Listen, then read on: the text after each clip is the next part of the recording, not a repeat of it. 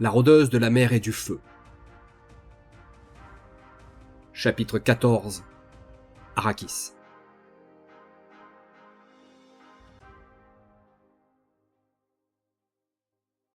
Les doigts de Mère Soleil crèvent les nappes de brouillard blême et me dort le crâne. J'ouvre un œil et me baisse pour voir à travers les carreaux de la fenêtre entr'ouverte ma sœur qui s'éveille elle aussi. Bâillant à s'en décrocher la mâchoire, elle croise mon regard et me sourit. J'entre dans la pièce. Les yeux encore mi-clos, elle me dévisage, les sourcils froncés. Quoi?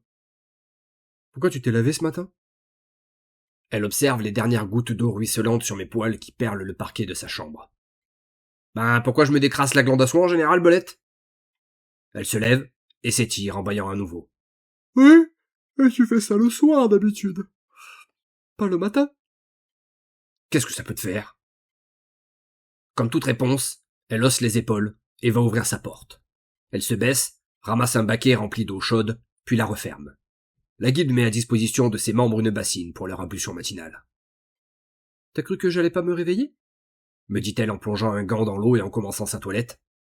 Non, mademoiselle Séduction, j'ai eu peur qu'un jeune et beau baltringue ne vienne te troubler, ricanai-je, incapable de lui avouer qu'en réalité je m'inquiétais pour elle, et avait roupillé au-dessus de sa lucarne. Elle ignore ma boutade et continue son débarbouillage. Une fois lavée, et un peu plus présentable, elle se coiffe rapidement, et s'habille. Je l'observe, amusé. Lilou porte la tenue traditionnelle des rôdeurs, bien qu'elle l'ait, au fil des années et de l'expérience, agrémentée de diverses modifications. Son pantalon de treillis vert sombre renforcé au niveau des genoux épouse ses jambes souples et se termine sur des bottines noires aux lacets serrés qui montent légèrement sur ses chevilles. Jolie grolle, offerte par un noble à qui elle avait rendu service il y a plusieurs années de cela, il me semble, et qui aurait sans doute aimé la foutre dans son plumard à cette époque. Sur le haut du corps, Lilou enveloppe la planche à pain qui lui sert de poitrine dans une brassière. Elle enchaîne ensuite avec une tunique couleur olive, équipée de poches en tout genre, et un plastron de cuir qui cuirasse son buste, et porte une gaine qui garde un long couteau de chasse dentelé, paume vers le bas. Elle ajoute des brassards en métal à ses poignets, ainsi que les mitaines noires récupérées la veille. Sa tenue comporte également une large ceinture militaire en cuir, sur laquelle est attaché le fourreau de son glaive à dragonne, son carquois, une bourse, et plusieurs sacoches plus ou moins grandes. Enfin, une cape brune de rôdeur, chaude et qui intègre l'étui de son arc, termine sa mise et la protège des intempéries. Bref, un sacré bordel sans nom qui l'encombre plus qu'autre chose. Franchement, si j'étais une humaine insignifiante pas foutue de me battre à poil, je ne trimballerais que mes armes et ma bouffe. Basta. Des fringues en plus? Pour que faire? Lilou soupire tout à coup et s'assoit sur son lit. Je penche la tête, intrigué. Un problème? Demandai-je. Non, répond la jeune ondine. Juste que j'ai fait un rêve bizarre cette nuit. Je me pose sur mes 4 paires de pattes et poursuis. Vas-y, crache le morceau. Si tu veux causer d'un rêve, c'est qu'il doit être vachement chelou. Sous ma verve familière se dissimule une inquiétude croissante, que j'espère tout de même arriver à lui cacher. J'ai rêvé que j'étais au bord de la plage, avec mon père. Il y avait une jungle dense, et nous marchions sur le sable chaud. Puis, tout à coup, une corne de brume a retenti, profonde et lointaine, et une silhouette a émergé des vagues. C'était une ondine. Elle était élégamment vêtue, mais j'étais trop loin pour saisir les détails de son visage. Ses cheveux noirs flottaient autour d'elle. Mon père a souri, m'a murmuré des mots que je n'ai pas entendus, puis il a disparu, comme un voile que le vent emporte. J'ai alors voulu rejoindre cette femme de la mer qui me faisait signe d'approcher, mais plus je courais sur l'eau, plus elle s'éloignait, jusqu'à ce que je ne puisse plus la suivre, et que je me réveille, perdu dans ce vide. Je hausse les épaules, soulagé. Au moins, ce n'est que ça. Je crois qu'il va falloir que je t'emmène voir la mer, ma très chère sœur. Il semblerait que la malédiction des flots t'ait trouvé. Lilou arque un sourcil interrogateur. Je vis à proximité d'un lac. La malédiction ne me touche pas ici. Les ondines sont les femmes de la mer, pas les femmes des lacs. Votre lien, c'est avec la mer que vous l'avez. Bien que vous ne mouriez pas ou ne dépérissiez pas au contact des rivières et des lacs, et heureusement pour vous d'ailleurs, vous avez tout de même besoin de la mer. J'ai fait la moue en tapotant le sol de mon pédipalpe droit, et ajoute d'un air songeur. Cependant, il est vrai que tu es plutôt jeune pour ressentir cet appel. D'habitude, il arrive vers les 40 ou 50 ans. T'es censé avoir la marge. Je n'ai jamais vu la mer, c'est vrai, dit-elle de regard tout à coup triste, comme si une fatalité lui tombait dessus. Si, mais tu ne t'en souviens pas, rétorquai-je. Je t'ai trouvé sur une plage de la mer Bleue, bien avant de rencontrer ton père. Elle secoue la tête. Pourquoi ressentirais-je cet appel maintenant alors? Je n'ai que 27 ans. Je suis donc bien loin des 40 que tu as dit. J'en sais rien. La malédiction des flots varie d'une ondine à l'autre, et dans ton cas, cela semble encore plus complexe. Avec le pouvoir phénix de ton père qui coule dans tes veines, il est difficile de dire quand elle se manifestera, ni à quel point elle va t'affecter. Certaines d'entre vous, prises de panique et de terreur, se suicident quelques jours après avoir ressenti les premiers signes. Mais d'autres ne la sentent même pas. Il y a des femmes de la mer qui ont vécu des dizaines d'années sans jamais la revoir, et qui n'en ont subi aucun désagrément. Votre peuple est profondément inégal face à cette fatalité. Et, vu ton passé, je dois avouer que je ne m'attendais pas à ce qu'elle vienne aussitôt. Il va falloir en tenir compte. Le regard de Lilou semble s'éteindre à mes mots. Je lui pose un appendice sur l'épaule et ajoute d'une voix rassurante. T'es caté, sœurette. Je sais exactement où t'emmener pour aller voir la mer. Je te laisserai pas déprimer au point de te jeter du haut d'une falaise. Je souris de toutes mes dents et continue d'un ton plus carnassier. Malédiction ou pas, je boufferai tout ce qui voudra te faire du mal. Elle pouffe en plissant les yeux, exaspérée. Cependant, elle pose tout de même sa main sur mon pédipalpe et je sens la chaleur de sa peau sur mes poils sensoriels. Ah, ça veut dire que tu te boufferais toi-même, dit-elle en relevant la tête, l'œil moqueur. Je me retire de son épaule et lui ébouriffe les cheveux. Puis je lui réponds d'un ton grave. Tu es la seule entité sur cette terre à pouvoir me tuer, tu sais. Tu parles. Ma puissance ne t'arrive pas à la cheville, même si on admet que tu en as, ni mes capacités élémentaires. Mais j'apprécie ta manière de me dire que tu m'aimes. Elle sourit et se love contre moi. Un silence s'installe, comme une bulle, où même la brise semble hésiter à se faufiler entre nous. Elle se redresse légèrement, mais sa proximité reste, et je sens la chaleur de son corps contre le mien. Puis, brisant ce moment fragile, sa voix s'élève, troublée. Et pourquoi moi? Aucune ondine de la cité n'est jamais partie pour aller voir la mer, à ce que je sache. Ah, elle a tout gâché. Mais tu me pompes l'air à la fin. Tu me demandes d'interpréter un de tes rêves à la con. Je t'en donne la raison la plus plausible. Je suis pas une gamine de la flotte, moi. Je suis lié à la terre, hein. Elle fronce les sourcils, visiblement énervée du revirement de mon ton. Je poursuis avant qu'elle n'ait le temps d'ouvrir la bouche. Je suis pas devin. Va choper à ta nette, si ça te chante, mais moi, j'en sais foutrement rien. Il y avait une jungle au bord de la plage. Bah, tu vis avec une araignée de la jungle, non? Et qui était cette femme, alors? Je sais pas. Ton toit de la mer qui t'appelle? Écoute, les aînés ne fantasment pas la nuit comme les humains. Vos mystères chelous ne nous concernent pas, et je n'arrive même pas à imaginer ce que rêver veut dire. Lilou hoche la tête et se laisse se choir sur son lit, les bras derrière la nuque. Vos nuits doivent être tristes? Bah, au moins nos matins, eux, sont pas compliqués comme les tiens. On n'a pas besoin de gamberger 2 heures sur leur signification. Des fois, je rêve que tu me dis « je t'aime ». Je grogne et fronce les yeux. Elle continue avec un sourire, ravie de la pique qu'elle vient de m'envoyer. Ou que je suis une reine, attendant un prince charmant. Tu déboîtes du kirk par palette. Qu'est-ce que tu ramènes ta fraise avec un prince charmant, sérieux? À la limite, sur ton ambition est de devenir reine, on pourra en discuter. Mais un prince charmant? Ah, mais allô, quoi! Crachai-je en reprenant une expression typique de son peuple. Tout le monde a des rêves, me répond-elle. Mais rassure-toi, les miens sont tout autres qu'être reine ou la bouffonne d'un prince à la noix. Ah, je te reconnais mieux, là.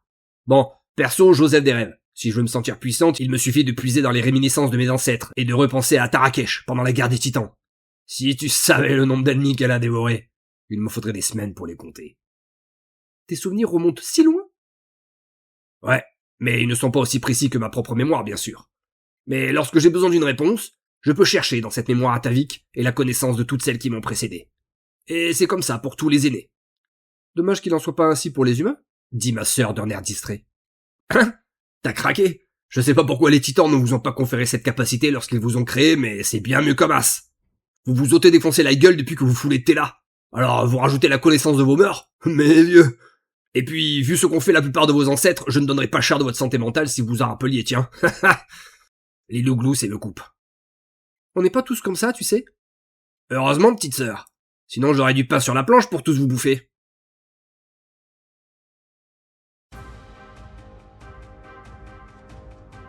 Encyclopédie des savoirs anciens. Les Titans. Seconde partie.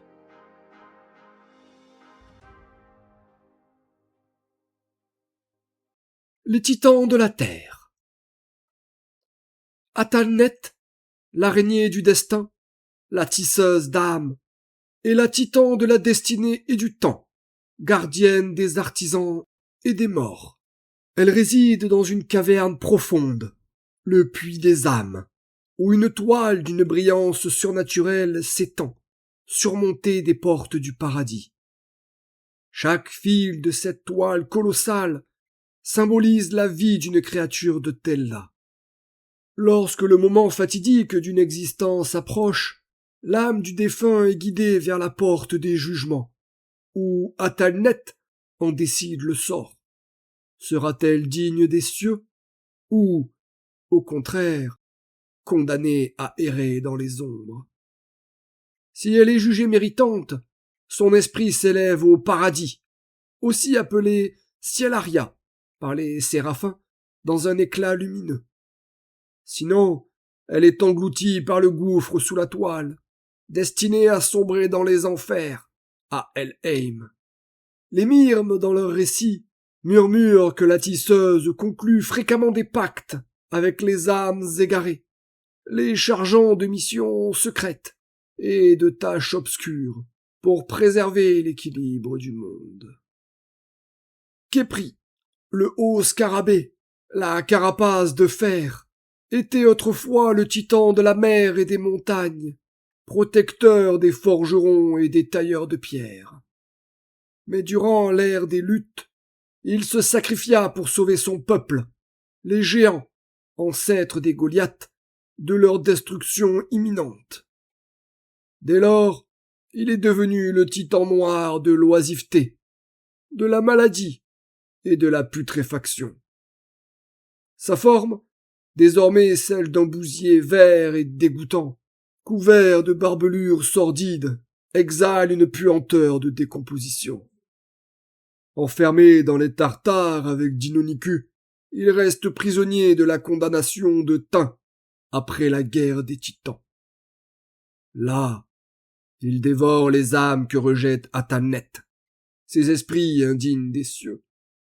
Mais lorsque sa faim est trop grande, pour être apaisé par ces pauvres airs, il laisse éclater des épidémies sur le monde, attendant, la gueule grande ouverte, que les morts se précipitent pour satisfaire son appétit insatiable. Les titans de l'eau. Ka le vieux, surnommé le Kraken du profond, ou le soigne-monde, était le titan des mers, des guérisseurs, des marins et le protecteur des ondines. Avec ses tentacules gigantesques, il veillait sur les océans de Tellah et purifiait le monde grâce à ses pluies bienfaitrices. Selon les légendes anciennes des Myrmes, Ka et son frère Kamo étaient fréquemment en conflit, et leurs affrontements titanesques donnaient naissance à des tsunamis dévastateurs et à des tempêtes furieuses. D'après les récits transmis par les Ondines, Ka se serait sacrifié pour protéger les océans de la trahison de Kamo. Il aurait disparu lors de la chute, un événement tragique marqué par la destruction d'Ilas Atlata, l'île fabuleuse des femmes des eaux. Bien que cet épisode soit de plus en plus contesté par les érudits modernes, les femmes de la mer maintiennent que Kamo tua son frère en submergeant leur royaume sous les vagues de la mer des adieux. Cette trahison reste, pour les Ondines, un symbole de douleur et de perte, gravé dans leur mémoire collective. Le requin démon, Kamo, la mâchoire aux 1001 dents, et le titan noir des tempêtes, des marées et des grands prédateurs marins. Cadet de Ka et père des Jormung, les énigmatiques hommes poissons disparus aujourd'hui, il partageait autrefois un lien étroit avec son aîné. Cependant, la destruction des Jormung, anéantie par des créatures des ténèbres et des séismes cataclysmiques, le plongea dans un profond désespoir. Rongé par sa défaite, Kamo s'éloigna de Ka et succomba aux vils murmures de Silic, qui accusa son frère de ne pas l'avoir aidé lorsqu'il en eut besoin. Sous l'emprise de cette corruption, Kamo trahit les siens lors de la chute, et son parjure scella le sort des Ondines, qu'il précipita au bord de l'extinction. Durant la bataille, il porta un coup fatal à Ka, le laissant pour mort dans les flots qu'il avait juré de protéger. Aujourd'hui, les légendes racontent que le requin démon s'est réfugié dans les abysses les plus profonds de Tella, où il attend patiemment l'avènement du Ragnarok, connu dans les traditions comme l'Apocalypse. Par crainte de sa colère, certains marins, même en ces temps modernes, continuent de lui rendre hommage par des offrandes ou des prières, espérant apaiser la fureur de cette entité déchue et éviter qu'il ne déchaîne les tempêtes sur leur navire. Ainsi s'achève le récit des 8 titans, gardiens des éléments de Tella. 4 demeurent fidèles à leur serment, 4 autres ont sombré dans les ténèbres, et tous attendent, qu'ils le veuillent ou non, le Ragnarok. Par Sir Dariden, maître du savoir de Massilia.